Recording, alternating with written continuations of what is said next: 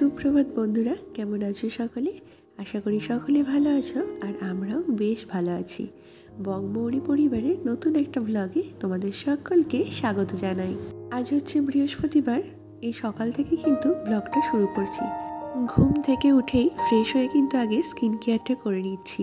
এরপর একবার কাজে হাত দিয়ে দিলে নিজের যত্ন নেওয়ার আর সময়ই হবে না। ঘরটা গোছাতে শুরু করেছিলাম আর সেই সময় দেখো চলে এসেছে আমাদের রূপা রানী। নিচ থেকে সিঁড়ি দিয়ে একাই ওপরে আসার চেষ্টা করছিল, কিন্তু একটু ভয়ও পাচ্ছিল যদি মানি বকা দেয়, তাই ওখান থেকেই ডাকাডাকি করছিল। আমি আবার গিয়ে নিয়ে আসলাম। সারাদিন চুপচাপ একা একা থাকি, ভালোও লাগে না। রূপা এলে বেশ আমার ভালোই লাগে, ওর সাথে গল্প করি, ওকে আবার মাঝে মাঝে খুব বকিও। আর ও আমাকে না ভীষণ ভয়ও পায়, কিছু যদি বারণ করি ওকে, ও সেটা ভালো মতন কথাও শোনে, তাই রূপাকে খুব ভালো লাগে।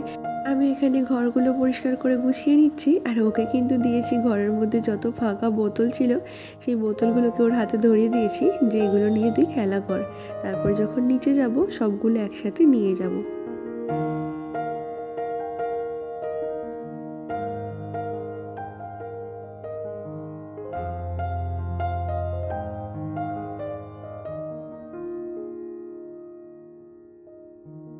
এই তো ঘরটা ঝাড় দেওয়া হয়ে গেল, এখন চলে এসেছি বারান্দাটা ঝাড় দিতে। আর রূপাও বাড়ি চলে গেছে। আবার আমি একা একা কাজ করছি। এতক্ষণ রূপার সাথে গল্প করতে করতে কাজ করছিলাম।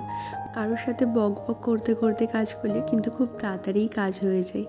আর এই তো কাজ হয়ে গেছে আমার। আর কিছু জামা কাপড় রেখেছিলাম, সেগুলো এই বালতির মধ্যে ভরে দিচ্ছি। যে যে জামা কাপড়গুলো আমার পরে কাচতে লাগবে সেগুলো কিন্তু আমি এই বালতির মধ্যে এক জায়গায় করে রেখে দিই। তাতে কি হয়, জামা কাপড় কাচার সময় আমার ভীষণই সুবিধা হয়। এখন ভরে রেখে দিচ্ছি, স্নান করার সময় সবগুলো একসাথে কেচে নেব। এই তো ঘরটা সুন্দর মতো করে গোছানো হয়ে গেছে, এখনো মুছিনি, তবে নিচে চলে যাব এখন রান্না বান্নার দিকে। তারপর রান্না গুছিয়ে এসে কিন্তু ঘরটা মুছে নেব। নিচে এসেই আগে বানিয়ে নিয়েছি 1 কাপ চা, আর প্রেসার কুকারে বসিয়ে দিয়েছিলাম সকালের জন্য আলু সেদ্ধ। আজকে খুব তাড়াতাড়ি কিন্তু রান্নাটা মেটানোর ইচ্ছা আছে, কারণ আগের দিন রান্না করতে গিয়ে অনেক দেরি হয়ে গেছিল। বাড়ির সকলের খিদে পেয়ে গেছিলো। রান্না বান্নাই বলো আর যে কোনো জিনিসই বলো, সেটা যদি ভালো মতন সময় নিয়ে না করা হয় সেটা কিন্তু একেবারেই খেতে ভালো হয় না। তাই আজকে সকাল থেকেই প্ল্যান করেছিলাম আগে রান্না করে নেব, তারপর বাকি কাজকর্ম করব। আগে রান্নার আসল ঝক্কিটা মিটে গেলে তারপর আমি বাকি কাজগুলোতে যত সময় নিই না কেন কোনো চাপ থাকবে না, কোনো তাড়া থাকবে না। তাই যত তাড়াতাড়ি সম্ভব রান্নাটাকে মিটিয়ে ফেলার চেষ্টা করছি আজকে। একটা করে রান্না বসিয়ে দিচ্ছি, আর সাথে সাথে কিন্তু সেটা হবার সাথেই বাকি রান্নার জন্য প্রিপারেশন করে নিচ্ছি। সব কিছু গুছিয়ে কেটে বেটে রান্না শুরু করতে যাই, তবে কিন্তু তাতে অনেকটা বেশি সময় চলে যায়। তাই আমি এখানে কি করছি, একটা করে সবজি কেটে রান্না বসিয়ে দিচ্ছি, আর সেটা যতক্ষণে রান্না হচ্ছে পরের রান্নার জন্য কিন্তু সবজিটা অলরেডি আমার গোছানো হয়ে যাচ্ছে। প্রথমেই করে নিয়েছিলাম ফুলকপি দিয়ে আলু ভাজা, আর তার সাথে সাথে তখন সেই সময়ে এই বাঁধাকপির সমস্ত প্রিপারেশনটা করে নিয়ে বাঁধাকপিটাও কিন্তু তারপরেই চাপিয়ে দিয়েছি। ওদিকে আমার বাঁধাকপিটা হতে থাকলো, আর এদিকে আমি কিন্তু ডালটা বসিয়ে দিচ্ছি।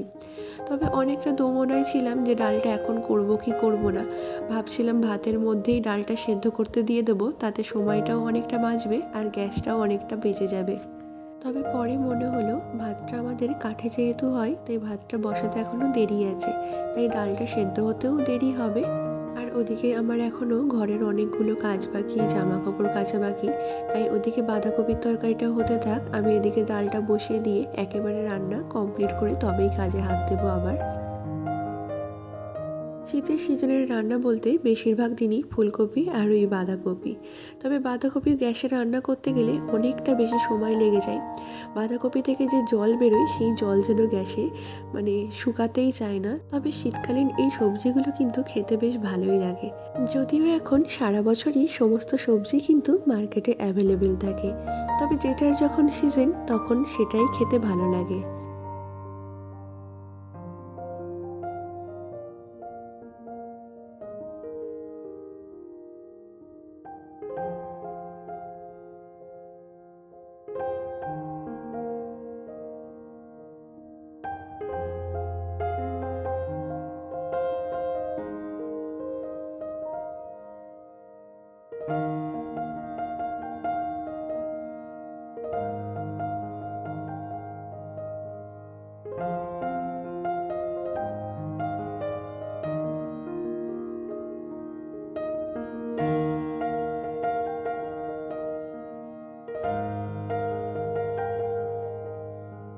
বাঁধাকপির তরকারিটা প্রায় শেষের দিকে, এই সময় কিন্তু চেখে দেখি বাঁধাকপিটাই অনেকটাই নুন হয়ে গেছে।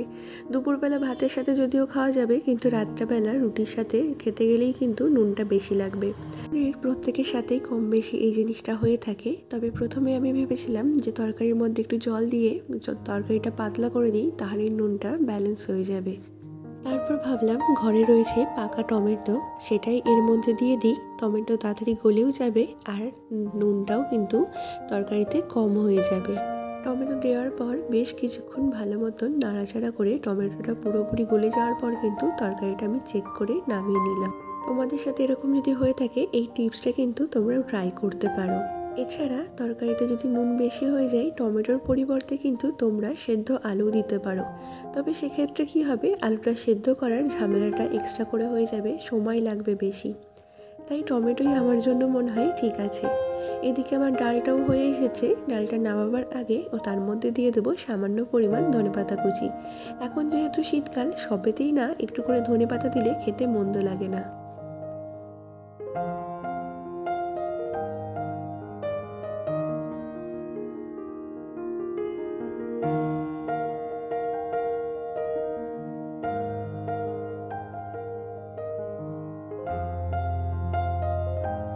ডালটা নামিয়ে নিয়ে এখন কিছুক্ষণের জন্য রান্নাবান্নাটা বন্ধ দেব, কারণ 11:30 বাজে, সকাল থেকে কিছুই খাওয়া হয়নি। আমার নিজের জন্য খাবারটা বেড়ে নিচ্ছি। কালকের ভাত ছিল, ঠান্ডা ভাতের ওপর গরম গরম ডালটা দিয়ে নিলাম। তাতে কি হবে, ভাতগুলো গরম হয়ে যাবে আর ঠান্ডা লাগবে না। সাথে নিয়ে নিয়েছি অল্প করে ফুলকপি আলু ভাজা। এই ফুলকপি আলু ভাজা না আমার খেতে ভীষণ ভালো লাগে। আমাকে ভাতের সাথে দাও, লুচির সাথে দাও, রুটির সাথে দাও, আমার সবের সাথেই ফুলকপি আলু ভাজা খেতে ভীষণ ভালো লাগে। ভাত খাবার পর আর একটা তরকারি শুধু করে নিয়েছি, আর এই তো আমার রান্না বান্না আজকের মধ্যে কমপ্লিট। ঠিক 12টা বাজে, 12টার মধ্যে সমস্ত কিছু কমপ্লিট হয়ে গেছে। ডাল রয়েছে, এখানে রয়েছে ফুলকপি আলু ভাজা, আর এদিকে রয়েছে বাঁধাকপির তরকারি। আর তার সাথে লাস্টের দিকে করেছিলাম এই যে ডিমের ঝাল।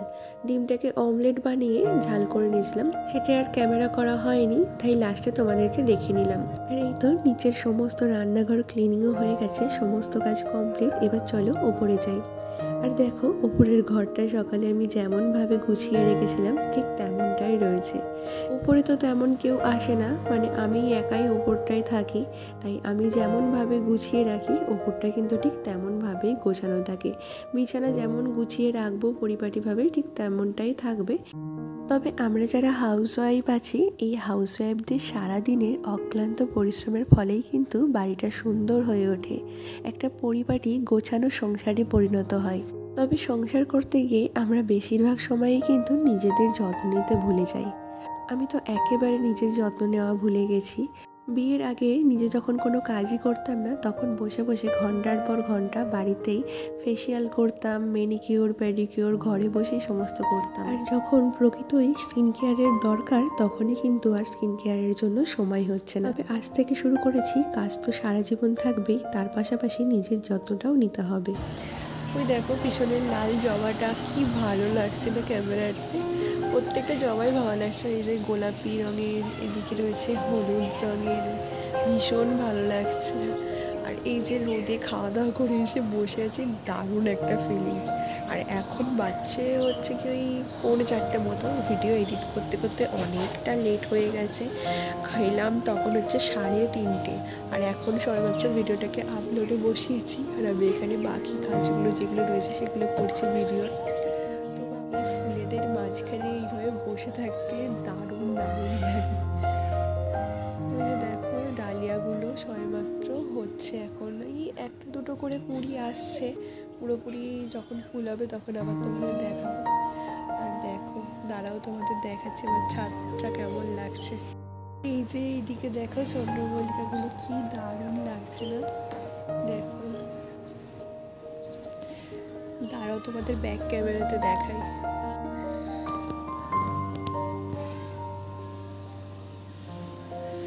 আর এই যে গ্যাজেনিয়াটার কালারটা এতটা সুন্দর যে কি বলবো।